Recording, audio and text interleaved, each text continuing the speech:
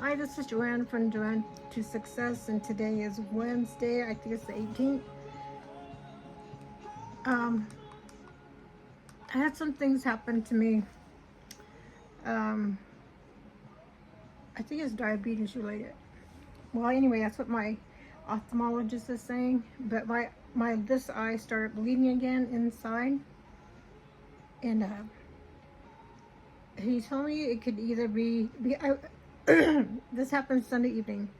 I went to the hospital because I wasn't sure, if it was like part of a heart attack or what is the other one, or stroke or something. But they checked me out, said everything was all right to see the ophthalmologist. So I went the next day on Monday. So it's like I had no sleep. This hospital is the only local one within 25-mile radius. So by the time I got there, 9 o'clock, the waiting room was already so full. I had to wait almost like 4 hours before I finally got into a room.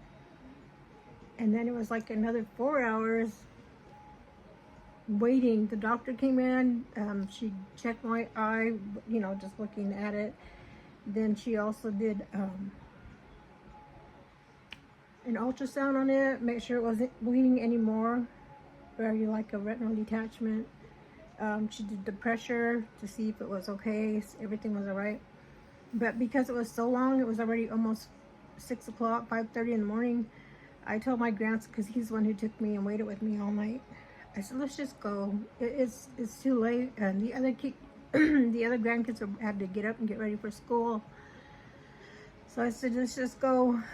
And then and I'll go to the the ophthalmologist that I was seeing before when this happened. So I had to write, what is it? AMA, against medical advice release. So I did. So the next morning, when we got home, I just jumped in the shower, got the other kids off to school, and then me and my husband left to Phoenix, which is like another 2 hour and a half, 45-minute ride. I got in there to the ophthalmologist, and of course I had to wait because I was like a walk-in. So, but it didn't take very long because I got there by 9. I was out by 10:30 maybe at least, and he checked my eye and it had stopped bleeding. It was just, when I saw it, was just a streak of blood. And then after a while, it kind of like breaks up in there, so that it makes it all blurry or either has spots, speckles in it. So what I can see now is just like I think I said in my other videos, I have like the inside, the vitreous, there was a vitreous detachment. And what it is like the gel lining in your eye, it collapses. And it usually happens when you're like over 50, and some people don't even notice it. Some people, like when you see floaters, that's what it is. And so I had that. This is like the third time that my eyes start bleeding. So the very first time it happened, the doctor, I kept having to go back monthly for like 3 months, and then it cleared up. But then I still had that. I could see that in there, that big floater. That was in 2023, and then last year in January it happened again. Maybe it wasn't January, I think it was April. Yeah, in April it happened again. It started bleeding. But at that time, the ophthalmologist, because this is like the second one that I seen, he started giving me injections with the Avastin, and that's to help clear up the blood. And if it is diabetes related, because like I said, they can't see in the back when the blood is already in there, that would help shrink the blood vessels. Because he said it's not glaucoma, because that's like when you have pressure in your eye, but it could be retinal, what do we call it? Anyway, like the retinal disease, where the blood vessels grow in there, but they're not strong. They're like thin and weak, and that's what could cause breakage. So at that time, that's what happened. So he was giving me injections with that medicine to help stop all that. And he thought maybe, that was it. There was no more, wouldn't bleed anymore. because like I said, the vitreous gel set, the detachment had already happened, so it wasn't gonna happen anymore. So I went all this time from April. It cleared up, well, as much as it could, except for that big floater. And I had to have no problems until, like I said, Sunday. And usually they kept asking, did I have any head trauma, bump my head, fall down, or any of that stuff? And nothing. And this time I had nothing. Even then, I didn't have nothing. The first time I know I was on a lot of stress from work. This time, like I said, nothing. The only thing that I was doing that was vigorous movement was not sneezing, blowing my nose. And I said, I don't know if that's what it is, but because I still got this chronic sinus thing. And so, but anyway, the blood is not bleeding anymore, but it's still all that blood particles and stuff still in my eye, and it caught inside that gel lining that's still hanging there. So that's where, because when he tried to look in my eye, he said that's where it's all that stuff is just floating right there in the middle of my eye, because he could see around it. And he said there's no retinal tears and there's no continuous bleeding, so that I'm okay. So now he gave me the ophthalmologist gave me another injection, and I have to go back in a month to get another injections. Because the second time it was bleeding last April, he ended up doing 2 injections, because by the 3rd month it was cleared up pretty good. But he's the one that had already put in the referral for a retinal specialist, because to see if they can get rid of that gel floater thing.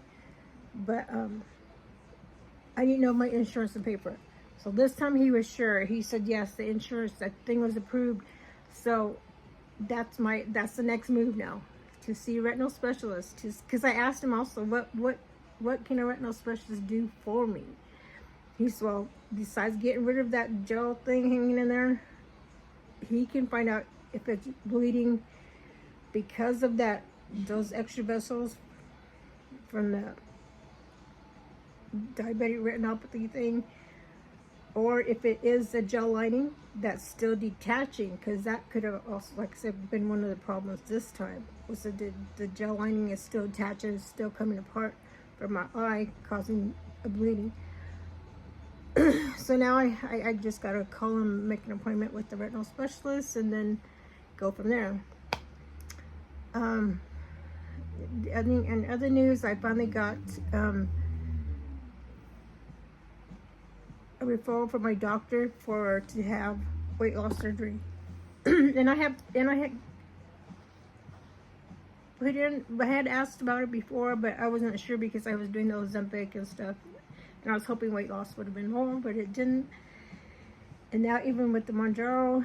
But anyway, I got a call from Honor Health about the weight loss surgery.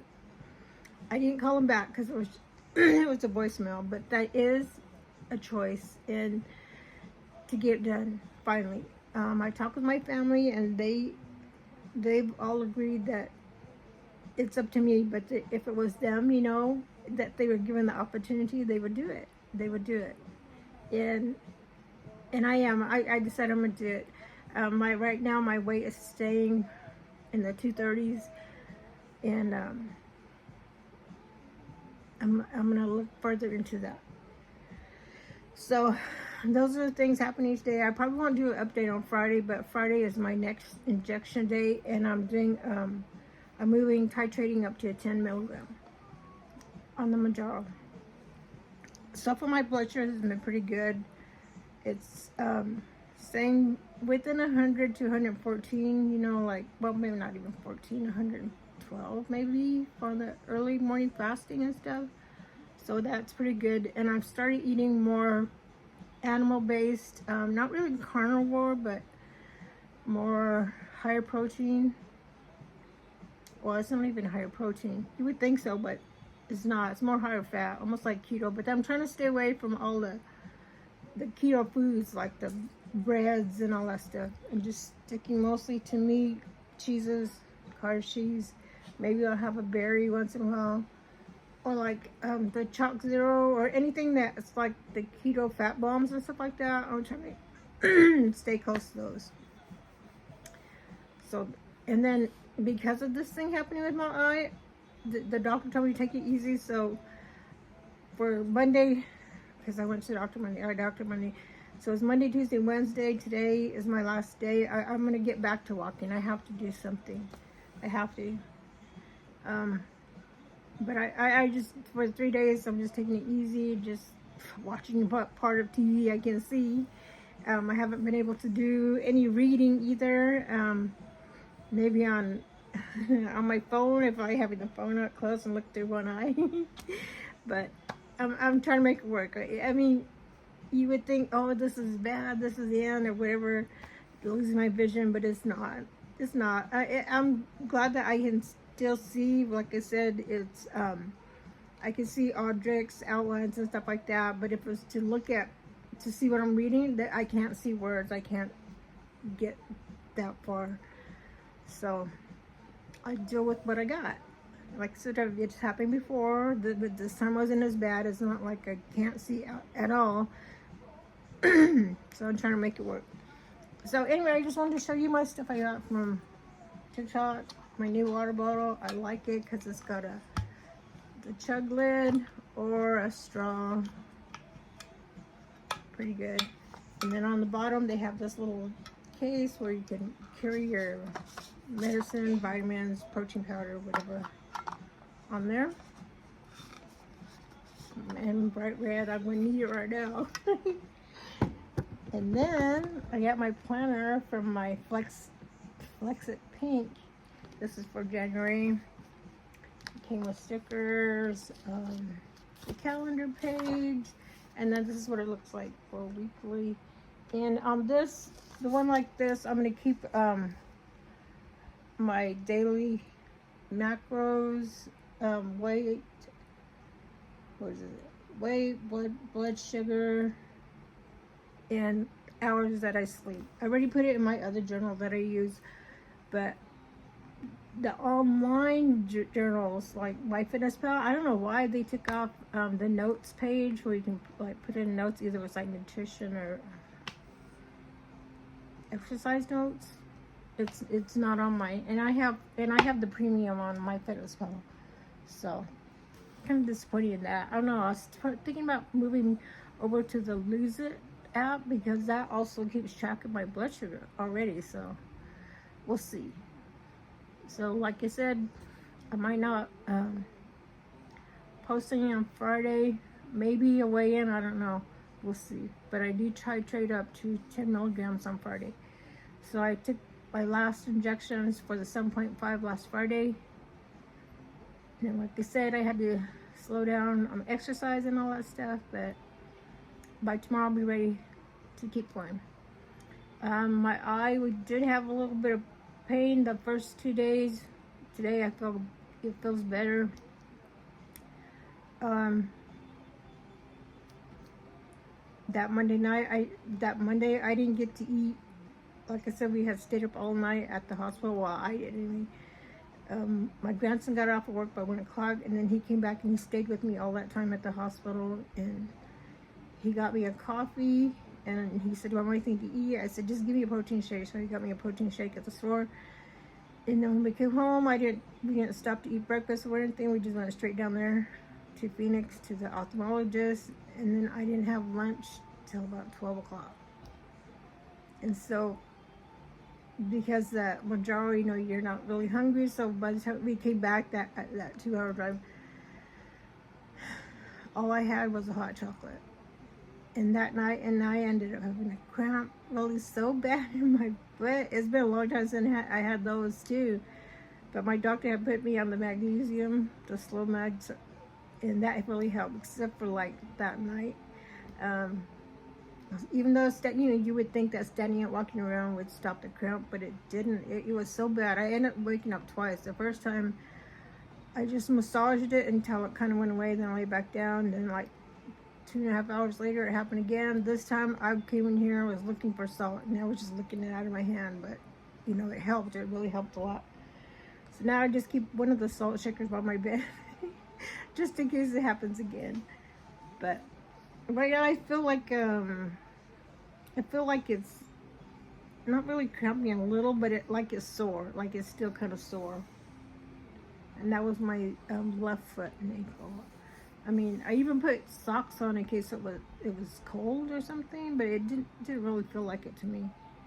But anyway, that's everything that's happening to me. I'm sorry if I have to like, feel like it's down. I mean, like I said, some people I think it's really bad with my eye, and it is. It's just irritating. It gives me kind of a headache, but I keep my Tylenol or ibuprofen going. So, and I know it's part of God's plan.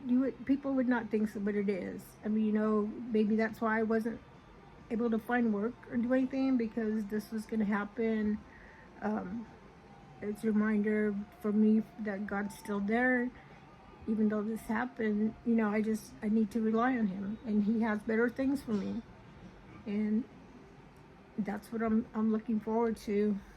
We're hoping to get the youngest grandson back maybe by January. So we'll see. So keep on praying for me, and I'll pray for all of you. And you all have a Merry Christmas next week. Stay blessed. Bye.